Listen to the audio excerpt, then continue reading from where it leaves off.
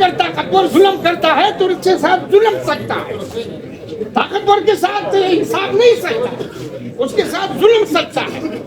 ہم نے پہلے دن سے پی ٹی آئی سے ہم نے اتحاد کیا ہوا ہے۔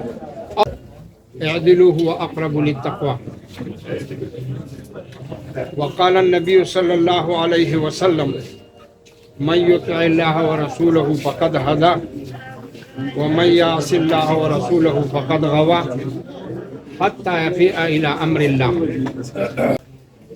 میں عمر کے اعتبار سے بھی اتنا زیادہ تجربہ کار نہیں ہوں اور پارلیمانی سیاست کے عنوان سے بھی زیادہ تجربہ نہیں ہے۔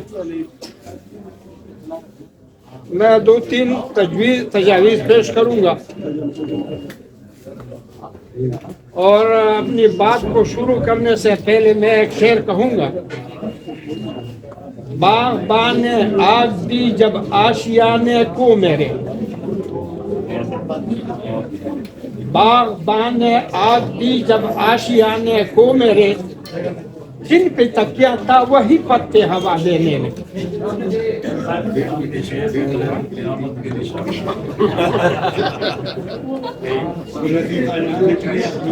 میں آپ کی بات میرے تک نہیں پہنچ سکی۔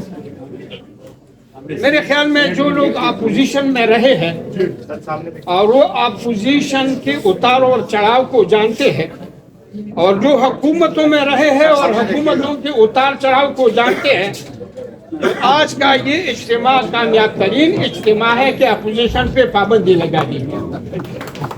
کامیاب ترین اجتماع۔ اگر دوسری بات یہ ہے کہ میں جہاں تک محفل اور مجلس میں مقررین کو سنتا ہوں اور جہاں تک میں اس پہ سوچتا ہوں اور فکر کرتا ہوں، تو بنیادی نقطے پر ہم نہیں آ رہے ہیں، اور 75 سال میں یہ سمجھ پا رہا ہوں کہ سیاسی قیادت کبھی سنجیدہ نہیں رہی ہے۔ انہوں نے کوئی ایجنڈا بنا کے اس پہ، جب بھی ہم اپوزیشن میں ہوتے ہیں اور ہم ایجنڈے بناتے ہیں، جب اقتدار کی کرسی نظر آتی ہے تو سب کچھ بول جاتے ہیں۔ ہو سکتا ہے کہ میں غلط ہوں، لیکن میں ایم آر ڈی میں پوری بھرپور طریقے سے ایم آر ڈی میں تحریک ہم نے چلائی ہے، اور مجھے یاد ہے کہ ایم آر ڈی میں سب سے طاقتور جماعتیں کون تھے، اور جنرل ضیاء الحق جیسے مظالم ڈالتے تھے، لیکن جب حکومت سن 88 میں جب الیکشن ہوا اور حکومت جس کی بنی، پھر تمام ساتھیوں کو بلا دیا۔ تو میرے خیال میں جب تک ہم کوئی سنجیدہ ایجنڈا تیار کر کے، دوسری بات یہ ہے کہ اگر ہم اسٹیبلشمنٹ کے خلاف لڑتے ہیں اور اسٹیبلشمنٹ کے خلاف بات کرتے ہیں، تو کیا سیاسی پارٹیوں میں جمہوریت ہے؟ کیا سیاسی پارٹیوں کے اندر آئین اور ضابطے کی پابندی ہے؟ جس کی طاقت، جس کی لاٹھی اس کی بھینس۔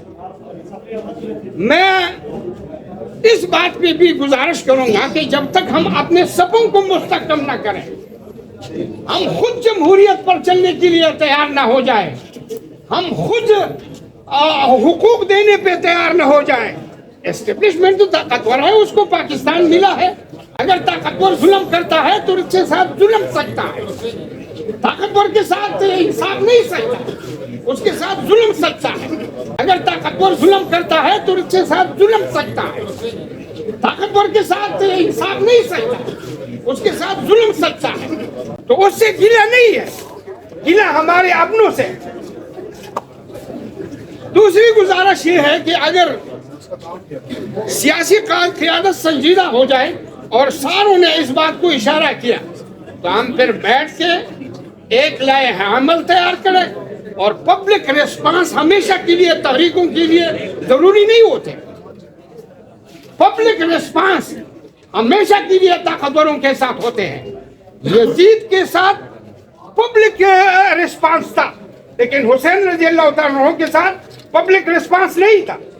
لیکن ہم باقاعدہ تحریک چلائیں اور قوموں کو منظم کرنے کی جدوجہد کریں، نتیجہ کچھ بھی ہو، لیکن یہ نہیں ہے کہ اقتدار آ جائے پھر سب کچھ بھول جائے۔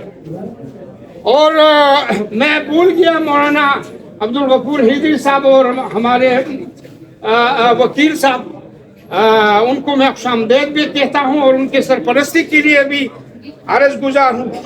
یہ ہم نے پہلے دن سے پی ٹی آئی سے ہم نے اتحاد کیا ہوا ہے اور ہم نے پہلے دن سے پی ٹی آئی سے ہم نے اتحاد کیا ہوا ہے اور ہماری اکابر کے اتحاد کے ایسے اصول ہے کہ ہم تحیات ان کے ساتھ اتحادی ہے، لیکن انہوں نے ہمیں اوزبی بنائی ہے.